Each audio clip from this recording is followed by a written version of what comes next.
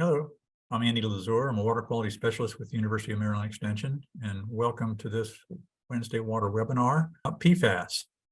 So when we think about contaminants, there is a group of many different types of contaminants called contaminants of emerging concern. And these include some that you may have read about, these endocrine disrupting compounds that are feminizing fish. We have organic waste compounds. We have our personal care products and pharmaceuticals. We have volatile organic compounds. And then we also have PFAS, and that's the topic of today's webinar, these polyfluoroalkyl substances. And these different contaminants of emerging concern come from different sources, and they go through our wastewater treatment plants, for example. But it's important to note that not all of them are remediated or removed through either drinking water treatment or wastewater treatment. And therefore, by using these different compounds on a regular basis, we are contributing to the contamination of both surface and groundwaters. So a little bit more about PFAS substances. Okay, well, first off, they're a very large group of compounds that were produced that have this carbon to fluorine bond. And this particular bond is one of the strongest in nature. And it's estimated that there's over 9,000 of these PFAS compounds. They first started production in the 1940s. Some of the common ones you might be familiar with are things like Teflon, nonstick cookware, repellent carpet, but they're in so many of our products: cosmetics, food packaging, as I mentioned, clothing, carpets, different compounds used in the petroleum industry. There's lubricants and greases, coatings and paints, pesticides, electronics. Some other things that we don't typically think about is guitar strings, artificial turf, and even dental floss. So again, they are widely used in a large number of different compounds that we use day to day. And again, it's a group of substances that use this carbon to fluorine bond. And this bond, as I said, it's very, very persistent. That's why PFAS compounds have been nicknamed the forever chemicals, because they last a long time in the environment, because it's very resistant to breakdown. As I said, there's different estimates. I've seen numbers in the 4,000, but EPA reports over 9,000 PFAS substances. So what happens is that a chemical may be banned, as in two or three that have been banned in the United States, and companies will make others. So it's just by tweaking the formula, they get a different compound, and that different compound may have different characteristics and be used for different types of applications. So why should we be concerned? Well, we're learning more and more about the toxicity of PFAS, not only to humans, but other species in the environment. Again, they're very persistent and they're very widespread. EPA has published drinking water health advisories in 2016 and identified the two most common ones are PFOA and PFAS, and identified a recommended drinking water limit of 70 parts per trillion. Now, recently, as of summer of 2022, EPA, after gaining a lot more information, and there's other medical and health studies, they are proposing a lifetime advisory of 4 parts per trillion for PFOA and PFAS, and actually other reductions for some other more common PFAS compounds. So the most studied compounds are the PFOA and PFAS. This is the two species that we have the most information about, and these have been definitely identified with causing increased risk of cancer, impacting cholesterol levels, impacting infant birth weights. There's different hormonal changes and decreased fertility, impacts to the thyroid gland, and even causing prostate and ovarian cancer, testicular and kidney cancer. And again, just like other contaminants, newborn babies tend to be at an increased risk to contaminants and certainly to PFAS. So obviously a lot of concern about these compounds, and we're learning more and more as time goes on. New research, again, with 9,000 plus chemicals, there's probably only a dozen that have really been looked at. And again, PFOA and PFAS are the two most commonly studied compounds.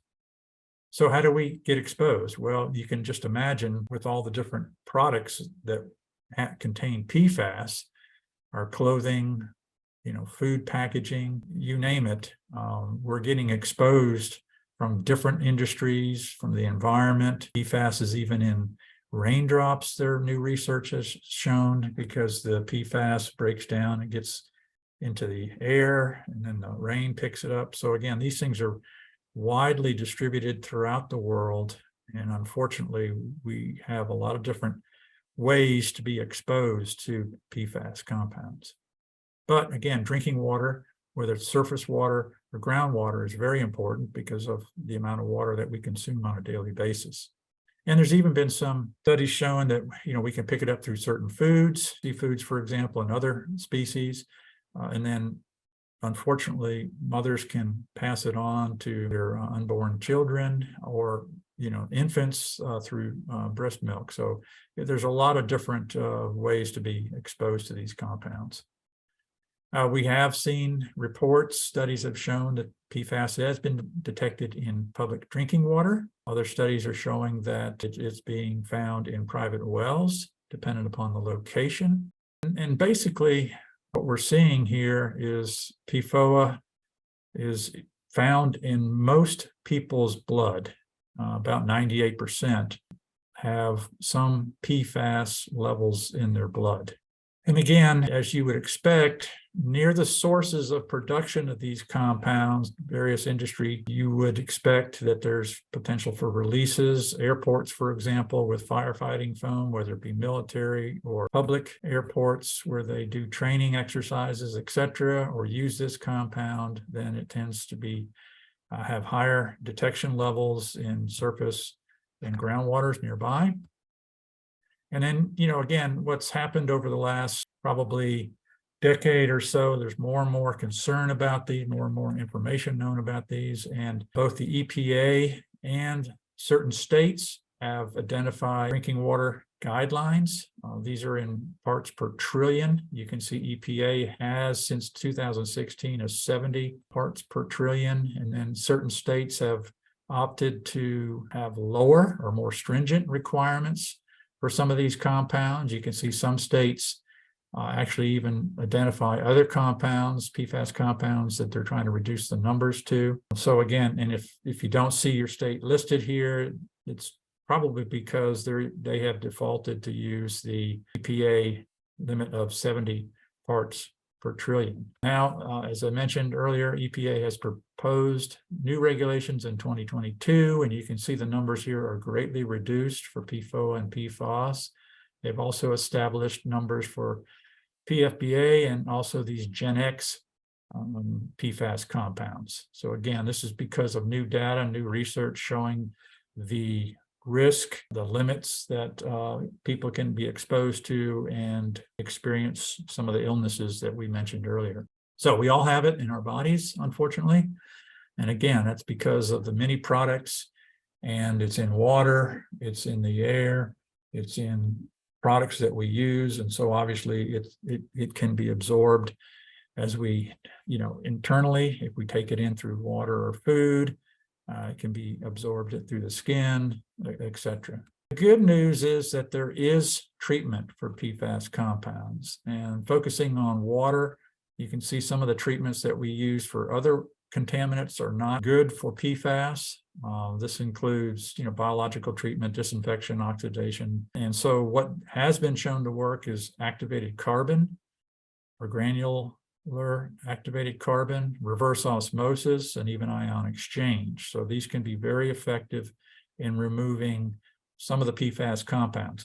Now, the extent of the total list of compounds is not known because, again, the limited studies are focused on a certain number of the more common ones, But again, because of the nature of these compounds being very similar with that carbon and fluorine bond, it's suspected that these filters would remove other PFAS compounds as well. So good news for homeowners is that not only are public water utilities, suppliers going to have to meet the new EPA interim rule, greatly reducing the amount of PFAS in drinking water, but even for those that are on private wells, a common reverse osmosis filter that can be installed on your drinking water sink and cooking water, say your kitchen, under the sink type of reverse osmosis filter that's commonly used for other contaminants, can be very effective. So that's the good news. So what are some of the takeaways? Again, we've got a long list of different PFAS compounds. Only a few are studied, and they're very persistent, lasting many, many years in the environment. The other thing is that PFAS compounds in the environment can break down to other compounds that may be as harmful. And then again, as I mentioned, we're finding it in both surface and groundwaters that we use for drinking. And the concentrations, as you can imagine, since we keep using PFAS containing products, the groundwater concentrations are increasing over time. And again, unfortunately, most of us have it in our blood. And fortunately, there's been a lot of resources and currently a tremendous amount of investment in research on treatment, not only for water, but for other compounds. I already mentioned what EPA is seeking to do as far as new guidelines for public water supplies. And since this is really probably one of the biggest water quality issues ever, there is literally hundreds and hundreds of lawsuits against the few companies that have manufactured these compounds. So we're going to see more and more of this as time goes on. And again, as I mentioned, the good news is that we do have some home filtration systems that are available. So what can you do? Well, check with your public water utility and see what they're doing about PFAS. What levels are they currently see? Public water utilities are required to submit to customers online, for example, what's called a consumer confidence report. And that is a summary of the contaminants and the treatment that they do. And you can specifically contact them to get more information about what they're doing for PFAS. And if you have a well, again, you can have your water tested. Particularly if you're in an area where there's PFAS contamination and your local health department, maybe the environmental health office would know about those. Consider looking for PFAS-free products. There are websites out there now that provide a list of different PFAS-free products, including clothing, dental floss, whatever the case may be. And then obviously any sort of waste that you have, be sure that you're disposing of it properly. Consider recycling the wastes. There's a lot of money not only in researching how to remove PFAS from water, but they're also looking at ways to destroy the compounds, for example. And then another consideration is to avoid eating fish taken from PFAS contaminated waters. Again, your local natural resource agency would probably be aware of this. And they're going to be learning more and more about this as more studies are done. There's more studies done on seafood and other food products, water quality, whatever the case may be. So again, just stay tuned and kind of become aware of what's going on in your area. Avoid the nonstick cookware. Also be careful related to that. Be careful of label. One of the marketing tricks that's used is to say that it's a particular PFAS compound free. Like example, I've seen one that says it's PFOA free. Well, it may be PFOA free, but that doesn't mean they haven't substituted PFOA with another PFAS compound. And then if you do have nonstick cookware, one of the things that you can do if you're not inclined to replace it is to be sure that you use low heat and don't scrape or scratch the surface. That would reduce the risk of being exposed to PFAS compounds. And then avoid any sort of food packaging with PFAS. If you don't know, unfortunately, products don't have labels yet. Hopefully that will be achieved at some point in time. So you can consider contacting the company and asking if they use a PFAS compound in that particular product, whether it be food packaging or any other product. So those are things that you can do as a consumer to reduce your exposure to PFAS compounds. There's a wealth of information, both on the Center for Disease Control. EPA has extensive information. Here in Maryland, Maryland Department of Environment has a extensive information resource there. And then you can also look to our water quality program, and there's my email address and our website, and I'll be happy to take any questions. So thank you.